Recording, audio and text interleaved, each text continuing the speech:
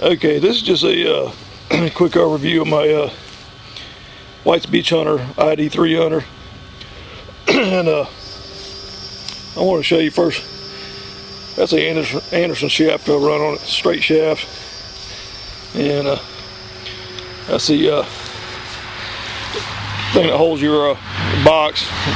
Of course, the belt doesn't come in when you buy one of these, but I want to show you also when you get one of these bags where they're sewn, they'll pull real easy.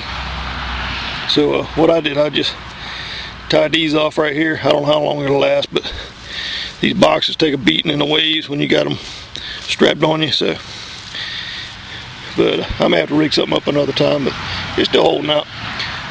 Another thing is to keep these coils, because you can't really see the bottom when you're detecting when you're in the water, and I'm talking about, in the waist deep water.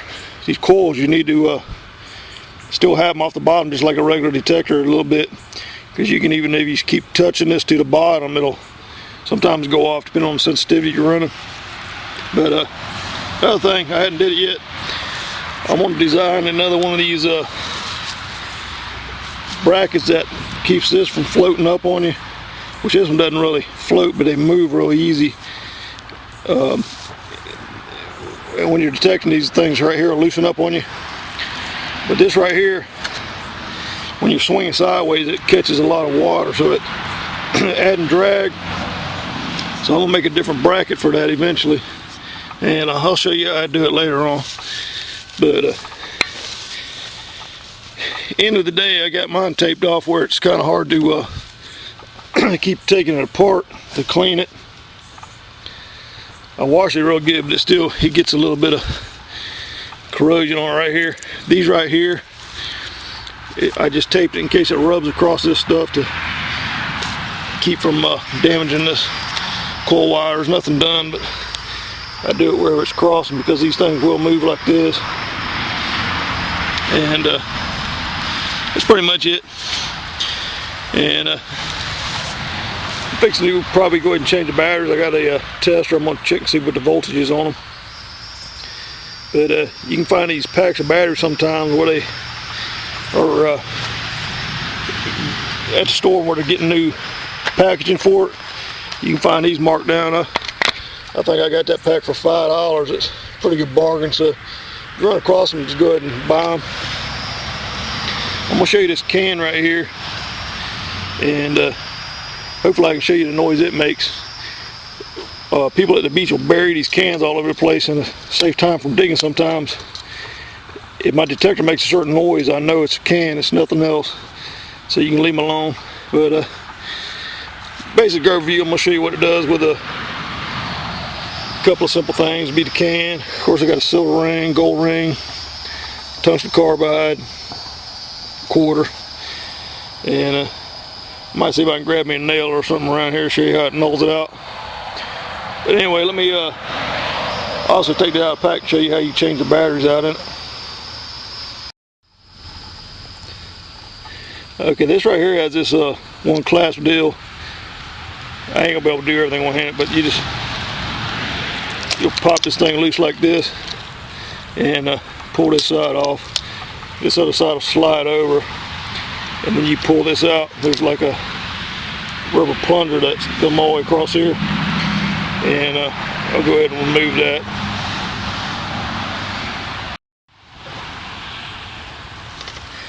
All right, there's the area where the battery comes out of one of them, and of course here's the plunger deal that holds it in there, and you want to make sure this stays clean.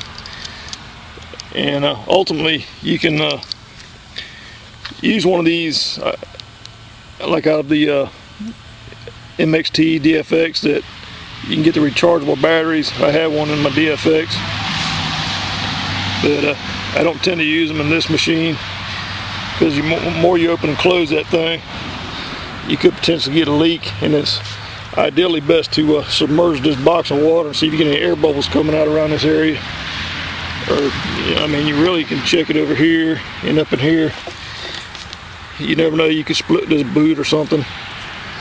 And I've seen guy's pushed his boot down, but when you do that, to me, it seems like it makes this switch even worse.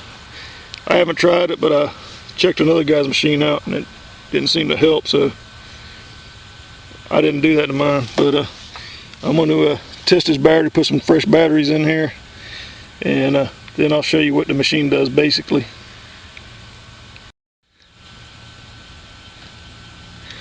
Okay, I had plenty of battery life left, so but when you put this plunger back in, make sure it's cut on this side.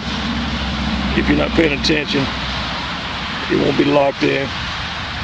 It's pretty easy to check and make sure you did it right. You can even look up here and you can see this stuff over here. If it's all the way over, you know you did something wrong. But anyway, let me get to testing.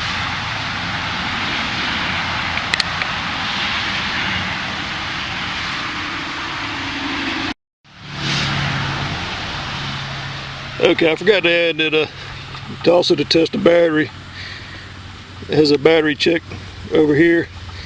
Alternate when you crank the sensitivity. When you first try it, you want it over here. I tend to turn mine up a little bit, maxed out.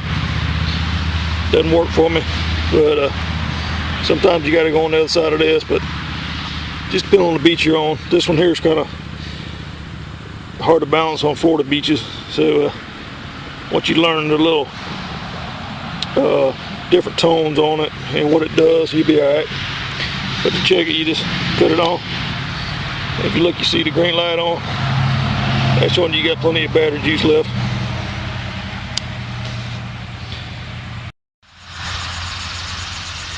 Alright, I'm not sure how well it's going to work out, but of course not getting the machine too close, but I'm in the box. But I'll try to show you even on this can how I can tell not to dig them. Sometimes if you're off from it a little bit, it'll ring up as a coin, like. But when you get closer, this is the noise you'll hear.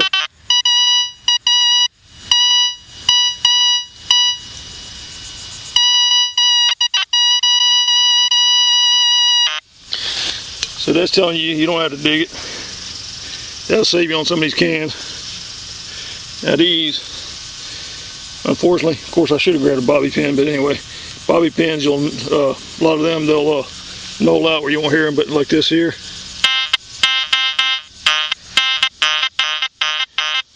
Showing up as a ring. And these caps have so much stuff in them, everybody's gonna pick them up.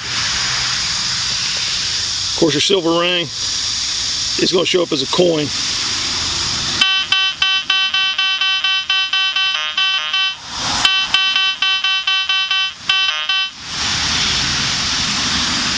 Quarter.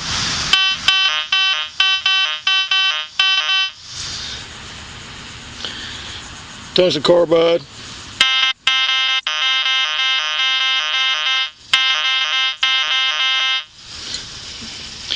And your gold ring.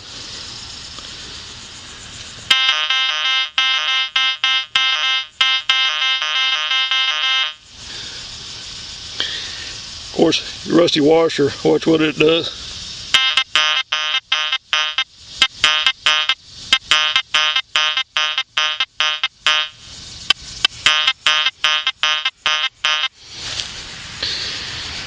So, you never know with stuff like this, but a lot of times down in the ground, these will still null out, so you won't have to worry about them. Of course, you got your lead sinker.